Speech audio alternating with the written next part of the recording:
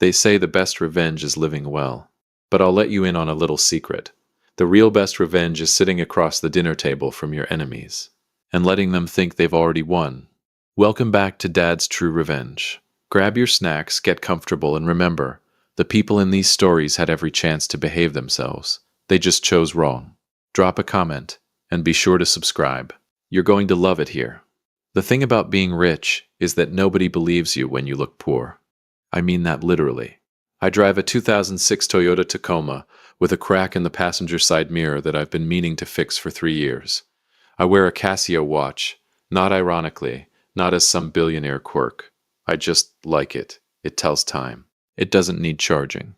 What more do you want from a watch? My name is Frank Colton, and for the last 22 years, I have owned Colton Marsh Industries, a manufacturing and logistics conglomerate that quietly sits in the top tier of its sector. We move product across 14 states. We employ just under 4,000 people. Last fiscal year, we cleared a number that would make your coffee go cold if I told you. But walk up to me on a Wednesday morning outside my house in Beckley, West Virginia, watering my tomatoes in a flannel shirt and beat-up garden clogs, and you'd offer me a coupon, not a boardroom seat. That's exactly how I like it. Now, my daughter Lacey, God bless her, did not inherit my love of invisibility. She's sharp, she's beautiful, she's got her mother's laugh and unfortunately her mother's taste for dramatic men. When she brought Clayton Hale home for the first time 3 Thanksgivings ago, I shook his hand, looked him in the eye, and thought, this man has never been told no in his entire life. You can always tell. There's a particular shine to people like that, like the world has been buffing them their whole lives. Clayton wasn't a bad person. I want to be clear about that. At least that's what I kept telling myself. He was smart, well-dressed, confident in a way that filled rooms. When I quietly put him through our internal vetting process, yes, I vetted my daughter's boyfriend. I'm not apologetic about it. His numbers were solid. His instincts were sharp. So when Lacey told me she was serious about him, I did something I'd never done for any hire in 22 years. I was promoted from emotion. I made Clayton Hale the CEO of Colton Marsh Industries. He had no idea who he was really working for. As far as Clayton knew, he had been headhunted by a prestigious firm, interviewed by a panel of executives, and earned the position on pure merit. Which, to be fair, he mostly had. I just greased the door a little. Lacey knew, of course. She thought it was equal parts sweet and insane. Dad, she said, the night I told her, sitting at my kitchen counter with a mug of chamomile tea, you do understand that this is the plot of a soap opera.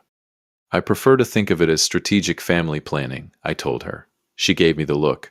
You fathers out there know the look. The one that says I love you and you are completely unwell. For 14 months, everything was fine. Clayton ran the company well. Better than I expected, honestly, which both pleased me and annoyed me in equal measure, because it meant Lacey had better taste than I gave her credit for, and I wasn't ready to admit that yet. Then one Thursday evening in March, Clayton called me. Not as a son-in-law. He called me the way he always did, warm, respectful, slightly performative in the way young executives are when they think they're talking to a simple older man. Frank, he said, I want you to come to dinner. Meet my parents properly. They're in town for the weekend. Honestly, they've been asking about you for a while. Something in my stomach shifted when he said that.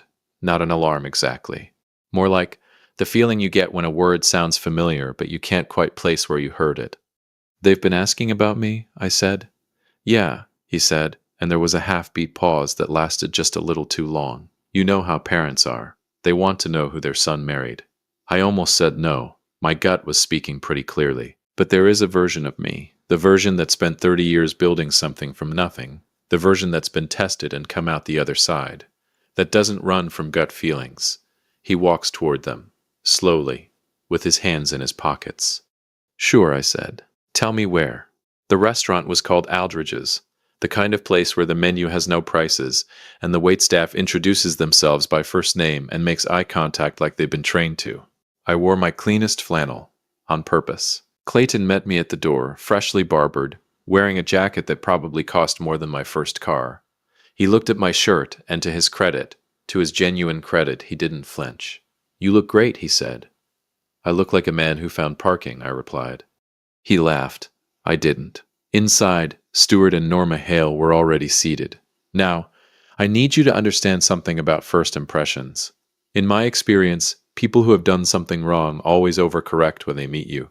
They're too warm, too welcoming. The smile arrives before the eyes do. Stuart Hale stood up and shook my hand with both of his. The double-handed shake, which in my experience means either you're deeply sincere or you're deeply calculating, and said, "Frank, we have heard so much about you. Please sit. Sit." Norma touched my arm and said I looked wonderfully comfortable, which is the expensive restaurant way of saying she'd clocked my flannel and filed it under not a threat. Good.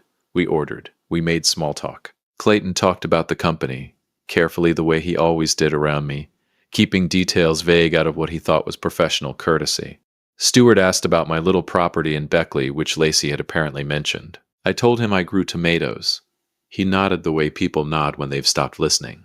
And then, about 40 minutes in, right between the entrees and the moment I was starting to think maybe I'd imagined the whole thing, Stuart Hale reached into the inside pocket of his blazer.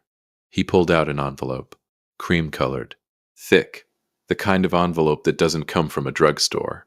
He placed it on the table in front of me, gently, deliberately. The way you place something when you want the other person to understand that what's inside is significant. He folded his hands. Norma picked up her wine glass. Clayton, and this is the part I keep coming back to, Clayton looked down at his plate. "Frank," Stuart said, his voice dropping just enough to signal that we were no longer doing small talk.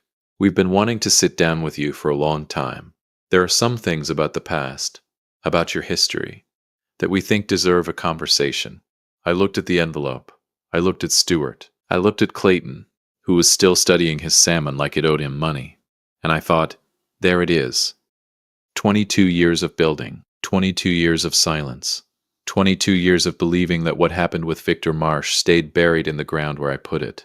I picked up my water glass, took a slow sip. "Stuart," I said, setting it down with a quiet click, "before I open that, I think you should know something about me." He smiled, patient, confident, the smile of a man holding what he believes are all the cards. "I'm listening," he said. I leaned forward. "I never sit down at a table I haven't already flipped." The envelope sat between us like a grenade with the pin already pulled.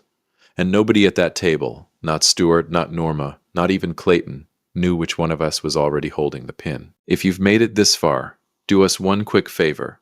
Subscribe. A lot of people watch without ever doing it, but it costs you nothing and means everything to us. Thank you. Genuinely. I did not open the envelope right away. That's important. Because the whole game, and make no mistake, this was absolutely a game, depended on who blinked first. Stuart Hale had spent what I imagined was a considerable amount of time preparing for this moment. The restaurant. The timing. The cream-colored envelope was placed just so. This was choreography. And choreography only works when the other person follows the steps you laid out for them. I had no intention of dancing, so I picked up my fork, cut into my steak, chewed slowly, and let the silence sit on that table like a fifth guest nobody had invited. Norma shifted in her seat. Stuart's patient smile developed a small crack in the left corner. Clayton still hadn't looked up.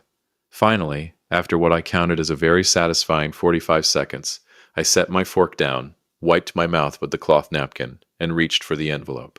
Inside were documents, photocopied but clean, organized with the kind of deliberate neatness that says a lawyer touched these. I didn't read them immediately. I didn't need to, because the moment my eyes landed on the name at the top of the first page, my entire chest went cold and completely calm at the exact same time. Victor Marsh. Let me tell you about Victor Marsh. In 1987, Victor Marsh and I were partners. We were 26 years old, broke in the specific way that only young men with enormous ambition and zero capital can be broke, and we had a plan to build something. A small manufacturing outfit in Columbus. Nothing glamorous. Metal parts for industrial equipment. The kind of business that doesn't make headlines but makes the world run. For 4 years we built it together, and for 4 years I ignored every sign that Victor was not the man I believed him to be. He was skimming. Not dramatically. Not all at once. The way termites work. Quietly, consistently, until the structure is hollow and you don't know it until you lean on the wrong wall. By 1991, Victor had siphoned enough from our joint accounts to fund a separate operation, a competitor, built entirely on the back of clients he'd poached using our proprietary contacts and my relationships. When I found out, I was not angry in the loud way. I went very, very quiet. I spent 6 months documenting everything, every transaction, every diverted contract, every forged signature. And when I had enough, when the file was thick enough to end him 17 different ways, I sat across from Victor Marsh in that same small Columbus office, and I gave him a choice: walk away, dissolve his competing firm, sign over his remaining stake, and disappear. Or I take everything I have to the DA's office, and he spends the next decade explaining himself to a jury. Victor Marsh chose to disappear. I rebuilt, alone, and I swore I would never trust a partner again. What I did not know, what I had no possible way of knowing, was that Victor Marsh had a younger brother, 15 years his junior, a boy who was maybe 11 years old when all of this happened. A boy who grew up hearing one side of a story from a broken man who never once admitted what he'd actually done. A boy named Stuart. I looked up from the documents. Stuart was watching me with the focused intensity of a man who has waited a very long time for this exact moment. "Where did you get these?" I asked, quietly. "Victor kept records," Stuart said, "his own records. Everything you did to him, Frank. Every threat. Every ultimatum, the way you forced him out of a company he helped build." I nodded slowly. "And you've been holding these for how long?" "Long enough," he said. "Victor passed away 4 years ago. Lung cancer. He died with nothing, Frank. Nothing, because of what you took from him." And there it was. The grief underneath the strategy. I want to be honest with you. I felt it. A small, quiet ache for the version of this story that was real to Stuart, because he genuinely believed it. "Stuart," I said carefully, "I'm sorry about your brother. I don't want your condolences. I know. What do you want?" He leaned forward. "I want you to resign, quietly, from whatever role you still play at Colton Marsh. I want a formal financial settlement. The number is in the envelope, paid to my family as restitution for what Victor lost. And I want it done before my son's name gets attached to whatever comes next." And that's when Clayton finally looked up. I want to describe what I saw on Clayton Hale's face in that moment, because it matters enormously to everything that comes after. It was not the face of a conspirator. It was the face of a man who had just heard something he was not fully prepared to hear out loud. There was color in his jaw. His eyes moved from his father to me and back again, with the particular panic of someone who had been told it's just a dinner, and was now realizing it was never just a dinner. "Dad," Clayton started. "Clayton." Stuart's voice was a closed door. Clayton closed his mouth. I watched that exchange and filed it carefully. "How long have you known?" I asked Clayton directly. He opened his mouth, closed it again, looked at his father. "Clayton," I said softer this time, "I'm asking you, not him." He exhaled, rubbed the back of his neck. "I knew there was history between our families. Dad told me when Lacey and I got serious. He said there was a debt that needed settling, and that me being close to you was—" He stopped himself. "Was what?" I said. "An opportunity." He didn't answer, which was its own answer. Norma chose this moment to place her hand over mine with a warmth so manufactured I nearly checked for a receipt. "Frank, this doesn't have to be unpleasant," she said. "We're family now. This is about making things right." I looked at her hand on mine. I looked at her face. I looked at the smile that had been ready and waiting since before I walked through the door. "Norma," I said pleasantly, "I need you to hear this next part very clearly. Because here is the thing about a man who has been doing this for 30 years. You don't walk into a room like this empty-handed. Not when your gut spent the entire week before dinner whispering at you. Not when a name like Victor Marsh is still somewhere in your past." I had made some calls of my own. I placed my own envelope on the table. Smaller, white, unremarkable looking. "Victor's records are incomplete," I said, which makes sense because a man who is building a false narrative tends to only keep the pages that support his version. Stuart's eyes dropped to my envelope. "What I have here," I continued, "are the original bank records from our joint account between 1989 and 1991, the withdrawal patterns, the wire transfers to a shell company registered in Victor's wife's maiden name, the correspondence, including 3 emails in which Victor explicitly discussed his plan to replicate our client list and launch a competing firm using our infrastructure. I also have a signed affidavit from a man named Dale Pruitt, Victor's accountant at the time, who is 71 years old, perfectly healthy, and absolutely willing to testify to what he processed on Victor's instructions." Stuart's face had changed. The patient's confidence was gone. In its place was something rawer, something that looked underneath the anger almost like grief. You destroyed him, he said. His voice had lost its dinner party finish. He destroyed himself, I said. And then he told you a story that let him die feeling like a victim instead of what he actually was. You threatened him. You forced him. I gave him a choice, I said. The same choice the law would have given him, except with considerably less public humiliation. What he did with that choice was entirely his own. Stuart stood up. Not dramatically, just the slow rise of a man whose legs have made a decision before his brain caught up. Norma touched his arm. Sit down, Stuart, I said quietly. Please. Because this conversation isn't finished.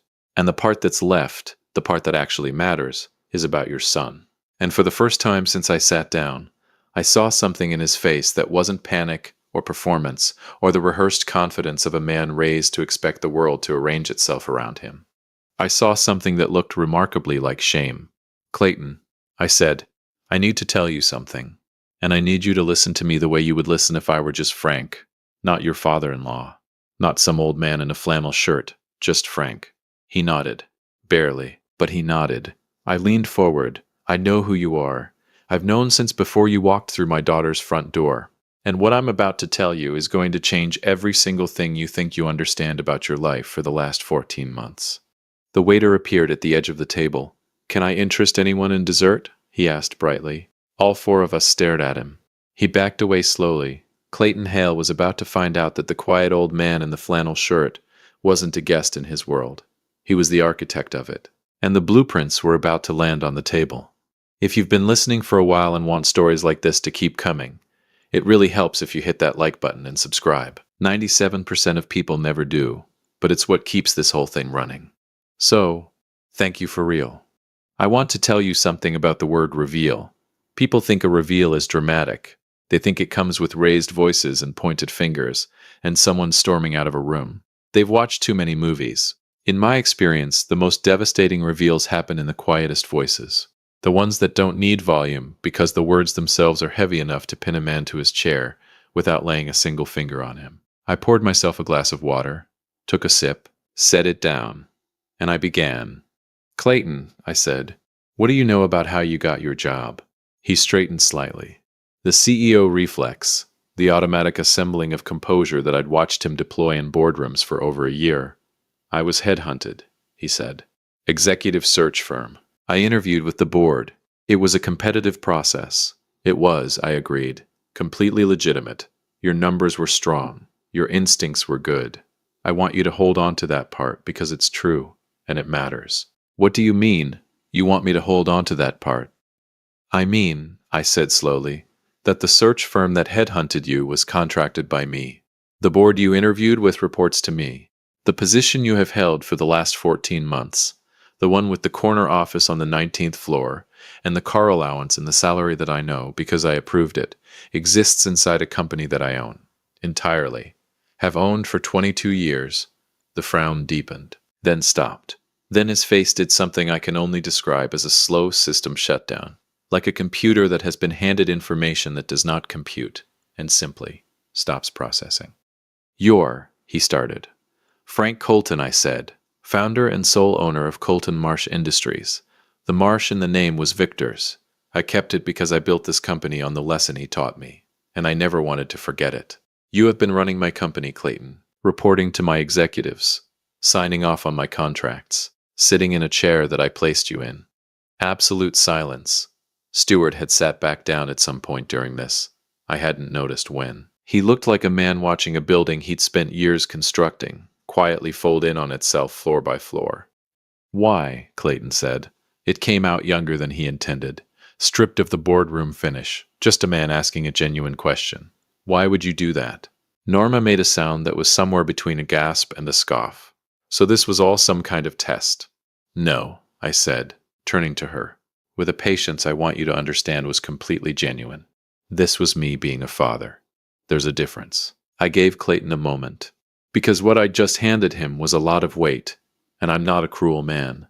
I wanted him to find his footing before the next part, because the next part was the part that was going to require him to make a decision. And decisions made in free fall are rarely the ones people stand behind later. He ran both hands through his hair. exhaled through his nose, looked at the tablecloth for a long moment. Then he looked at his father, and I watched something shift in Clayton Hale's eyes that I had not anticipated. It wasn't confusion anymore. It wasn't shame exactly. It was something colder and more clarifying. "How long?" he said to Stuart. Quiet, direct. Stuart said nothing. "Dad." Clayton's voice had an edge I hadn't heard before. "How long have you known who Frank was?" "How long?" Stuart straightened his cufflinks, a delay tactic so transparent it was almost sad. "I began to suspect when you told me the company name, Colton Marsh. Victor mentioned Colton to me years ago. I did some research. When I told you the company name," Clayton repeated slowly, meaning before Lacey and I got engaged, "I was protecting our family." "You positioned me," Clayton said. The words came out flat and precise, like he was reading from a document. "You found out who I was working for, and you saw an opportunity. You let me fall in love with Lacey. You encouraged it, because you thought I was your way in." Norma reached for her son's hand. "Sweetheart, your Uncle Victor deserves." "Don't." Clayton pulled his hand back. "Don't bring up Victor right now." I stayed very still, because what was happening across that table had nothing to do with me anymore, and everything to do with a young man seeing his father clearly, maybe for the first time, and the right thing to do in that moment was absolutely nothing. Stuart tried a different angle, the father angle, the one that comes out when logic fails. "Everything I did was for this family. Clayton, that man took everything from your uncle, from our family. You were finally in a position to—" "To what?" Clayton's voice cracked on the word and then hardened immediately after, the way young men's voices do when they refuse to let emotion finish a sentence. "Help you extort my father-in-law? Use my wife's family to settle a 30-year grudge over a story that, based on what Frank just put on this table, wasn't even true?" Stuart had no answer for that. I picked up my water glass again, mostly to give my hands something to do. After a long moment, Clayton turned back to me. His face was composed now, deliberate. I recognized it. It was the face he wore walking into difficult board meetings. It was, I realized with a quiet pride I kept entirely to myself, the face of a CEO. "I owe you an apology," he said. "You don't," I said. "You didn't know. I knew enough to feel something was wrong about tonight, and I came anyway," he said. "I sat at this table while my father put that envelope in front of you, and I looked at my plate. That's not who I want to be." I looked at him for a long moment. "No," I said, "it isn't. And the fact that you know that is exactly why you still have a job Monday morning." Something moved across his face, relief trying to be dignified about it. "As for you," I said, turning to Stuart. He lifted his chin, the last posture of a man who has lost and hasn't finished pretending otherwise. "Those documents you brought tonight," I said, nodding at the cream envelope still sitting on the table, "are incomplete, misleading, and in the context of what I've presented alongside them, entirely harmless to me. I want you to know that. I want you to understand that you came here tonight with what you believed was a weapon, and it turned out to be a photograph of a weapon." Stuart said nothing. His jaw was working, but no sound was coming out. "I'm not going to pursue anything legal against you," I continued. "Not because I couldn't, but because Victor was your brother, and grief makes people do things that the undamaged version of themselves never would. I understand that. I'm genuinely sorry for how he told you that story, and I'm sorry you spent years carrying it." Norma's eyes were wet. She was looking at the tablecloth. I almost felt sorry for her. Almost. "But I need you to hear this next part," I said, clearly, because I'll only say it once. I leaned forward. "Clayton is the CEO of my company. Lacey is my daughter and, as of her 25th birthday 3 months ago, a majority shareholder in that same company. Your son married into something you spent years trying to take a piece of. And the only reason any of that remains available to him, and by extension to your family, is because he just proved to me in the last 10 minutes that he is not you." The silence that followed that sentence was the most expensive silence I have ever purchased, and I didn't spend a single dollar on it. Stuart Hale picked up his napkin, folded it, placed it on the table beside his plate, the gesture of a man who has nothing left to do with his hands. "We should go," he said to Norma. Quietly, she nodded. Didn't look at me, didn't look at Clayton. They stood. Stuart reached into his jacket, reflexively, I think, toward the envelope, then stopped, left it there. Smart. He paused at Clayton's shoulder on the way out. "Son," I'll call you, Clayton said. Later. Not tonight. Later. The distance in those two words could have filled the restaurant. Stuart and Norma Hale walked out of Aldridge's, and I watched them go and felt nothing dramatic. Just the quiet, settled feeling of a thing that has been unfinished for 30 years finally being placed neatly on a shelf. Clayton and I sat in silence for a moment. The waiter appeared again, bless him, with the confidence of a man who had decided the storm had passed. Dessert? He asked. Clayton looked at me. I looked at Clayton. You know what? I said. Yes. What's the chocolate thing? 2 of those, I said, and coffee. Real coffee, not the decaf nonsense. The waiter disappeared. Clayton let out a breath that sounded like it had been waiting since before the appetizers. Frank, he said. Yeah, I need to ask you something, and I need you to be honest with me. Always. He looked me directly in the eye. Do you actually trust me? To run the company. Not as Lacey's husband. As a CEO. I considered the question the way it deserved to be considered. 6 months ago, I said, you restructured the Midwest distribution chain and saved us $4.3 million annually. You did it without being asked. You identified the problem, built the solution, and presented it to the board before I even knew there was an issue. I paused. So yes, I trust you. He nodded slowly. Processing. But, I added. He looked up. Monday morning, you and I are having a proper conversation. Not father-in-law and son-in-law. Not owner and CEO. 2 men. Honest conversation about what we both know and how we move forward. No more gaps. No more flannel shirt mystery. The corner of his mouth moved. You're really not going to stop wearing the flannel, are you?